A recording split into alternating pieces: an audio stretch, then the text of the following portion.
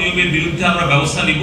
তাতে যদি এবার সামাজিক যোগাযোগ মাধ্যম ফেসবুক, ইউটিউবের বিরুদ্ধে কঠোর ব্যবস্থা নেওয়ার হুঁশিয়ারি দিয়েছেন ডাক, টেলিযোগাযোগ ও তথ্য প্রযুক্তি প্রতিমন্ত্রী জুনাইদ আহমেদ পলক। তিনি বলেন, প্রয়োজনে ফেসবুক, ইউটিউবের বাংলাদেশের অফিস খোলা ও ডাটা সেন্টার স্থাপনে বাধ্য করা হবে। দেশে গুজব ছড়িয়ে বিশৃঙ্খল অবস্থা সৃষ্টি করার জন্য তৎপরতা চলছে জানিয়ে প্রতিমন্ত্রী বলেন, আমরা এ বিষয়ে সবাইকে সজাগ থাকার অনুরোধ করব। পাশাপাশি ফেসবুক, ইউটিউব, ইনস্টাগ্রাম, টিকটক কর্তৃপক্ষ যারা আছেন তাদের অনুরোধ করব তারা যেন বাংলাদেশের আইনের প্রতি শ্রদ্ধাশীল থাকে।